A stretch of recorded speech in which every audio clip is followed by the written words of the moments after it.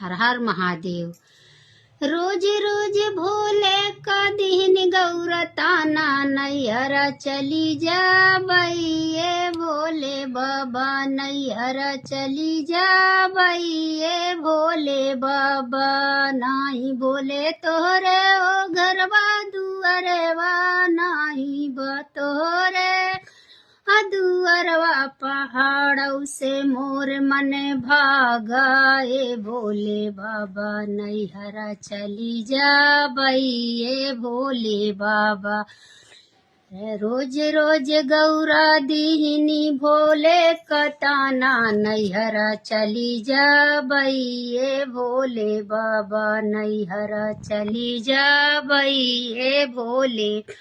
नाही बतोरे गैया भैंसिया, नाही बतोरे गैया भैंसिया।